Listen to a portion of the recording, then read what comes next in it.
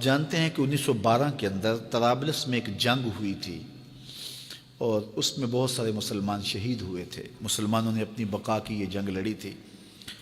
تو اب اقبال اس کا حوالہ دے کہ حضور کی بارگاہ میں ایک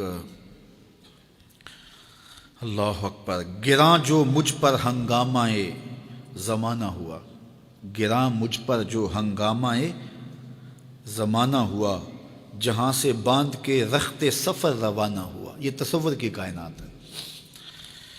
فرشتے بزم رسالت میں لے گئے مجھ کو،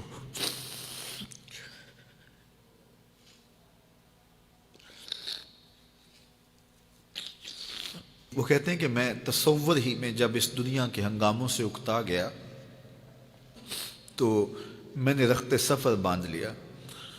اب شام و سحر کے سفر میں میرے پاس سواری کوئی نہیں ہے اور جاؤں تو کدھر جاؤں، لیکن دنیا سے اکتا کے سامان سفر باندھ کے اپنے دل اور روح، اعلیٰ حضرت نے کہا تھا نا، جان و دل ہوش و خرد سب تو مدینے پہنچے، تم نہیں چلتے رضا سارا تو سامان گیا۔ تو اقبال نے بھی سارا سامان باندھ لیا، تو پھر سواری کیا آئی؟ فرشتے بزم رسالت میں لے گئے مجھ کو۔ یہ تصور کی دنیا ہے اور اقبال کا ایک اپنا جہان تھا۔ حضور آیا رحمت میں لے گئے مجھ کو، کہا حضور نے اے اندلیب باغ حجاز،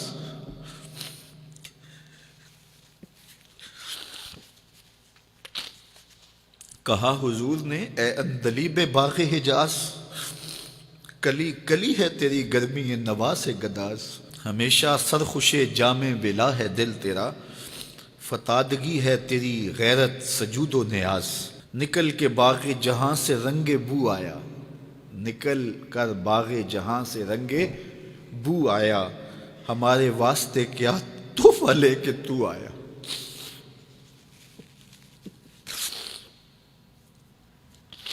کہتے ہیں کہ حضور نے مجھے کہا کہ باغ حجاز کے بلبل تیری نوا سے کلی کلی پگھل رہی ہے، تو ایسے باغ سے نکل آیا جس طرح پھول سے خوشبو نکل کے آتی ہے، تو بتا میرے لیے تو تحفہ کیا لے کر آئے؟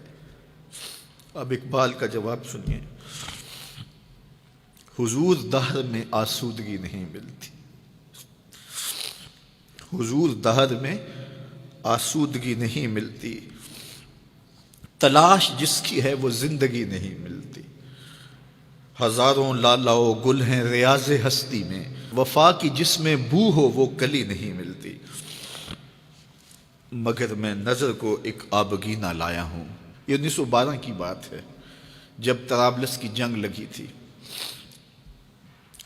مگر میں نظر کو ایک آبگینہ لایا ہوں، جو چیز اس میں ہے جنت میں بھی نہیں ملتی، جھلکتی ہے تیری امت کی آبرو اس میں، طرابلس کے شہیدوں کا ہے لہو اس میں۔